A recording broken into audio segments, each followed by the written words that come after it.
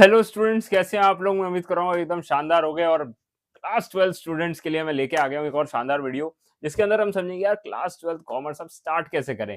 Boards आ चुके हैं भैया, बोर्ड आखिरी साल स्कूल का, राइट। और बोर्ड्स के लिए हमें तैयारी करनी है और कैसे करें, क्या करें। स्टार्ट अभी हो रहा है, 5 दिन हो गए, अप्रैल को भी शुरू हुए। कैसे करें तैयारी, समझते हैं पूरी वीडियो में। देखो, सबसे पहले यार, एक तो कॉन्ग्रेचुलेशन, आप 12th में आ गए, पहली चीज। दूसरा दूसरा अब आपको थोड़ी सी मेहनत बढ़ानी पड़ेगी। देखो, क्लास 11th में आपके जितने मार्क्स आए, हाफ ईयरली में, प्री बोर्ड में, फाइनल एग्जाम जो होते हैं आपके, उसमें जितने भी आए कोई फर्क नहीं पड़ता। ठीक है कि भैया मेरे तो 80 में से 27 आए थे, मेरे तो 80 में से 70 आए थे, मेरे 80 में से भैया 5 ही आए, कोई फर्क नहीं पड़ता। ठीक है, अब आप 12th में आ गए, अब 12th पे फोकस देना है। ठीक है, बोर्ड में अच्छे मार्क्स लेके आओगे तो सीयूईटी में अच्छे मार्क्स आते हैं। सिंपल बात बोल रहा हूँ। ठीक है, सिंपल बात बोल रहा हूँ। काफी सारे स्टूडेंट्स को मिथ क्या होती है कि भाई 12th तो ऐसी होती है, 12th ऐसी कर लेते हैं, फिर एक महीने सीयूईटी के लिए पढ़ के भाई टॉप मार जाएंगे, बढ़िया अच्छे कॉलेज में पहुंच जाएंगे। ऐसा नहीं होता। ठीक है, ऐसा नहीं होता। काफी सारा मिथ है ये मार्केट में, गलत है। ठीक है, 12th में पढ़ोगे, मेहनत करोगे, दिन रात लगाओगे, तब फिर आते हैं मार्क्स। फिर आपका एक कॉन्फिडेंस बिल्ड होता है, आपका एक बेस बिल्ड होता है। फिर आप सीयूटी में फोड़ के आते हो। ऐसे नहीं होता कि एक महीने पहले आप पढ़ोगे और सीयूटी निकाल लोगे पूरी साल ना पढ़ के। अब भैया अभी तो बहुत जल्दी है।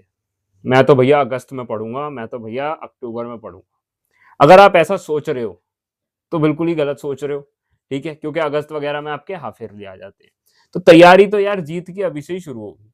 ठीक है, अभी से ही शुरू होगी। तो अब कैसे करनी है भैया तैयारी जीत की। सबसे पहले अप्रैल की बात करूं तो अब अप्रैल में आपका सिलेबस शुरू हो गया होगा। कई स्कूल्स में मार्च से शुरू हो जाता है, अब अप्रैल से मान लो। अप्रैल से अगर आपका सिलेबस शुरू हो गया है, अब आप बच्चे नहीं रहे। ठीक है, 11th में मैंने मान लिया था आपको कि चलो यार 11th है, अभी सीख रहे हो, कॉमर्स नया सब्जेक्ट है, टाइम लग रहा है। अब वो सब चीजें, एक्सक्यूजेस, बहाने खत्म हो गए। एक साल आपने पूरा एक पर्टिकुलर स्ट्रीम को दे दिया। Now you are in 12th, be mature. ठीक है, ये नहीं भैया समझ नहीं आ रहा, ये क्या है वो क्या है, समझ नहीं आ रहा, अभी बहुत टाइम है। ठीक है, उस हिसाब से तो अभी आप बेसिक भी क्लियर कर सकते हो, कोई दिक्कत ऐसी है नहीं। यूट्यूब पे जाके बहुत वीडियो पड़ी है। ठीक है, अप्रैल में आपको स्टार्ट करना है बेसिक बनाने से। ठीक है, बेसिक्स को क्लियर कर लो फटाफट से। ठीक है, जो टीचर पढ़ा रहे हैं उसे पढ़ना शुरू कर दो, और थोड़ा सा अगर आगे चल सकते हो उनसे कोशिश करो तो आगे भी बढ़ जाओ। ठीक है, कोई दिक्कत उसमें नहीं होती। ठीक है, अप्रैल में बेसिक्स क्लियर कर लो। मई में आपके बहुत ज्यादा एक चांसेस होते हैं कि मई में आपके एग्जाम हो जाएं। एग्जाम के स्कोर से हमें कोई मतलब नहीं है, एग्जाम के स्कोर से हमें कोई मतलब नहीं है। हमें देखना है क्या हमने अपना बेस्ट दिया या नहीं दिया। ठीक है, फिर आ जाएगा जून, जुलाई आ जाएगा, अगस्त में फिर आपके एग्जाम हो जाते हैं। इस एग्जाम के रिजल्ट से हमें कुछ लेना देना है? हाँ, अब है। अगस्त का एग्जाम आपका डिसाइड कर देता है कि आपका आधा सिलेबस कितना तैयार हुआ है। अगर यहाँ भी दिक्कत आ रही है ना, अगर यहाँ भी कम आ रहे हैं मार्क्स हाफ ईयरली में, तो भाई समझ लेना कि थोड़ी दिक्कत है पढ़ाई में और बढ़ानी पड़ेगी। फिर आता है भैया अगस्त, सितंबर। ठीक है, सितंबर आता है, फिर अक्टूबर आता है, नवंबर आता है। दिसंबर से कई स्कूल्स में क्या शुरू हो जाते हैं भैया, pre board. Pre board Jain में भी चलते हैं कई स्कूल्स के, और भैया फेब में आ जाता है बोर्ड। ठीक है, तो अब आप देख लेना कि अगस्त के अगर मार्क्स खराब आ रहे हैं तो you have to see the September October November वाला 3 महीने का पीरियड आपको जान डाल देनी है। अभी आते हैं दोबारा से अप्रैल के ऊपर। तो बेसिक क्लियर करो।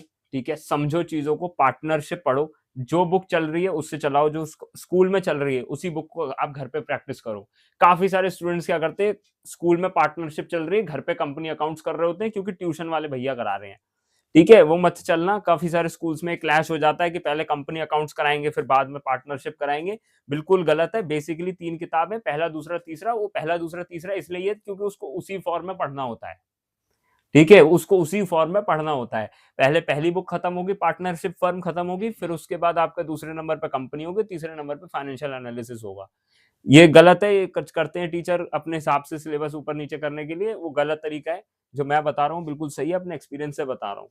ठीक है, I have scored 95% in the 12th board. So basically ये चीज रहती है।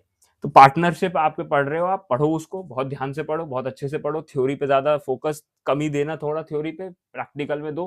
रोज के कम से कम डेली रूटीन बता देता हूँ, फटाफट से, वीडियो लंबी नहीं करूंगा।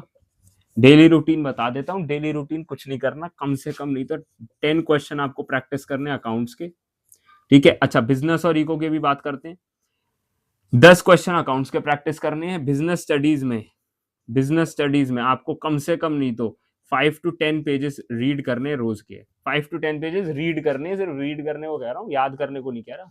ठीक है, और उसमें भी काफी सारे स्कूल दूसरी बुक पहले चालू करा देते हैं, वो भी मत करना, पहले से ही स्टार्ट करना। ठीक है, पहले से ही स्टार्ट करना मैनेजमेंट वाले से।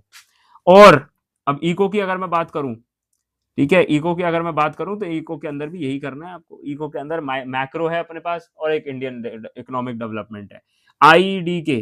ठीक है, इको में इंडियन इकोनॉमिक डेवलपमेंट के भी आपको 10 से 15 पेज रोज के रीड करने हैं। ये डेली का काम है, ये इतना भी नहीं हो रहा अगर आपसे अप्रैल में, तो फिर भूल जाओ, बोर्ड नहीं निकाल पाओगे आप। ठीक है, और मैक्रो की अगर मैं बात करूं तो मैक्रो के अंदर भी भाई आपको कोशिश करनी है 1 से 2 पेज तो कम से कम इसके भी रीड कर ही लो, पढ़ लो, समझ लो। अभी तो बहुत बेसिक चैप्टर है मैक्रो में, बहुत ही बेसिक चैप्टर है, कुछ नहीं है। और आईईडी की सबसे अच्छी बात ये आप खुद भी पढ़ सकते हो, और नहीं भी पढ़ा जा रहा ना इसका, यूट्यूब पे वीडियो लगा लेना। कितनी वीडियो पड़ी हुई है 1999 वाली क्राइसिस की, 1947 से पहले क्या था, 1947 के बाद क्या हुआ, 1991 के बाद क्या हुआ, ये 3 चैप्टर हैं स्टार्टिंग के, ये कहीं पे भी वीडियो मिल जाएगी। बहुत सारे क्रिएटर्स की वैसे भी नॉलेजेबल वाली जो होती है ना इंफोटेनमेंट वीडियो, वो भी मिल जाएगी।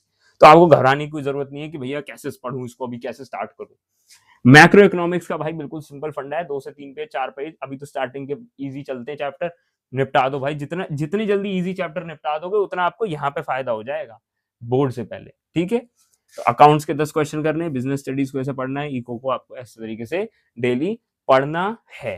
ठीक है, यही है पूरी स्ट्रेटेजी और कुछ नहीं है। अब ये कर लोगे इतना भी, और अगर करो, ठीक है, तो मेरे को बताना भाई 2-3 दिन 4 दिन, जब आपकी कंसिस्टेंसी बने, अगर ये काम कर रहे हो आप, तो भाई मेरे को कमेंट में आके बताना कि हाँ भैया मुझे 5 दिन हो गए मैं ये रूटीन फॉलो कर रहा हूँ।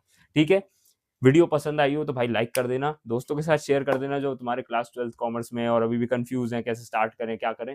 ठीक है, और भाई चैनल को सब्सक्राइब कर लेना, क्योंकि बहुत शानदार गाइडेंस टिप्स लेके आता हूँ। और अगर आप चाहते हो कि यार मैं लेक्चर्स भी लेके आऊँ आप लोगों के लिए, तो यार कमेंट में लिख देना क्लास 12th लेक्चर्स, आपके लिए लेक्चर्स भी ले आऊंगा। ठीक है, thank you guys for watching this video and I will see you next time.